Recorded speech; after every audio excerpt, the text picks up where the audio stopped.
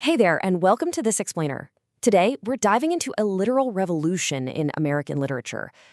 Before this shakeup, poetry was, well, kind of viewed as this stiff, super rigid thing, mostly reserved for the elite. But today, we're focusing our lens on a legendary figure who absolutely shattered those expectations and fundamentally changed what writing could be.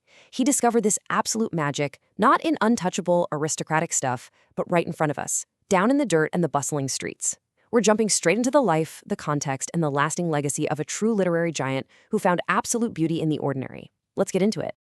Okay, let's dive right into this. Who exactly is the father of free verse? I mean, really think about the weight of that title for a second. Before this pioneer came onto the scene, poetry was locked into these incredibly strict rules.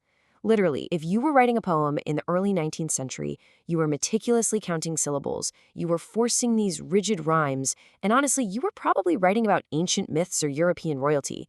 But the father of free verse, he completely tore up that rulebook to birth an entirely new, totally unconstrained style of expression. And that pioneer was Walt Whitman. Now, he stands today as this universally recognized, wildly famous American poet. But actually, scratch that, it certainly wasn't always that way. When he first introduced his unique voice to the world, it completely shocked people. Critics literally didn't know what to do with him. He didn't just add it to the traditional literary scene, he essentially forged a brand new, deeply authentic American voice that totally defied the expectations of his time. And well, it eventually secured his place as one of the absolute greatest poets in history. To really understand the man, and I mean the sheer magnitude of his impact, we have to rewind to 1819. Born in 1819 in New York, Whitman came into a nation that was, well, it was essentially still a teenager. America was rapidly expanding, it was dealing with massive industrial changes, figuring out its own complex identity, and slowly marching toward the profound divide of the Civil War. Growing up in this turbulent, rapidly evolving early 19th century landscape, that shaped the very core of what he'd eventually write and exactly how he viewed his fellow citizens. Now, you might be wondering what he actually did day to day. Whitman's identity was incredibly multifaceted. Yes, for sure, he's remembered primarily as a poet, but he was also a really dedicated essayist and, this is crucial, a working journalist. This was not a man locked away in some dusty academic tower. No way. He was out there walking the bustling streets of Brooklyn and Manhattan. He was riding the ferries, chatting with everyday workers, observing the rapid growth of the city, and reporting on the real, tangible, day-to-day happenings of the country. This background in journalism, it was a huge game changer. It gave him a completely unique lens. He basically trained his eyes to see the story in the streets, and that directly fueled the vivid, grounded imagery we see in his poetry. So let's move into our first section, the father of free verse and his signature stylistic shift. Now, what's really interesting about this is the genius of his free verse. It's a simple yet powerful style. I really want you to focus on that brilliant juxtaposition. Completely simple, yet deeply, deeply powerful. Before Whitman, folks just assumed great literature had to be incredibly complex or, densely coded. But Whitman stripped all that away. The rigid meter, the forced rhymes, the whole shebang. He wrote in the natural cadence of a spoken breath. When he wrote lines like, "Every atom belonging to me as good belongs to you," it was radical. The style was simple, mimicking regular human speech, which made it accessible to literally anyone. Yet the emotional impact, the sheer philosophical weight it delivered, wildly powerful. All of this revolutionary, stylistic work culminates in his absolute masterpiece, Leaves of Grass. And this brilliantly illustrates what fueled that deeply personal masterpiece. It was built on 4 equal pillars: nature, humanity, freedom, and democracy. Whitman didn't see these as separate ideas at all. To him, they were a united foundation.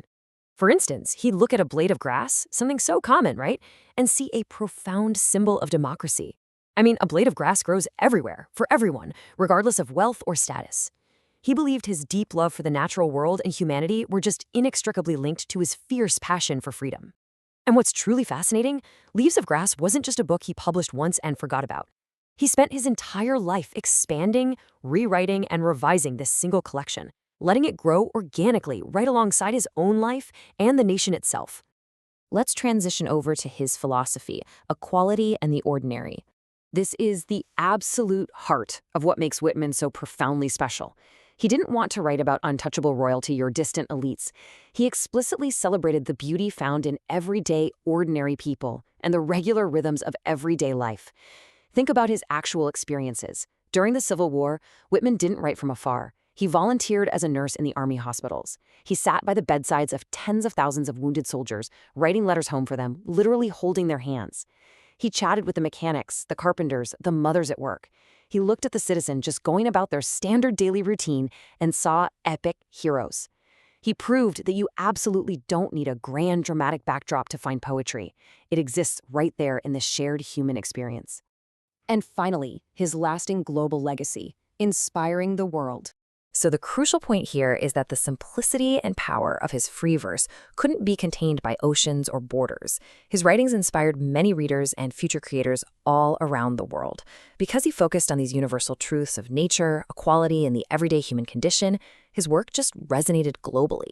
The idea spread like wildfire. He paved the way for generations of poets, writers, and thinkers who realized, hey, they too could break the rules and write in their own authentic voices. His poetry has been translated into dozens of languages, and iconic literary figures across Europe, Latin America, and beyond have cited him as a core inspiration.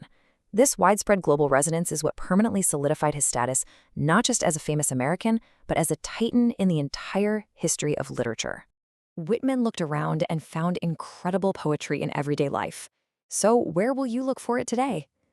I challenge you to apply his philosophy to your own world. Look at your standard routine, look at the ordinary people around you, the places you commute through, those simple everyday interactions you have, and really try to spot the beauty that Whitman celebrated. It's out there, waiting to be noticed for sure.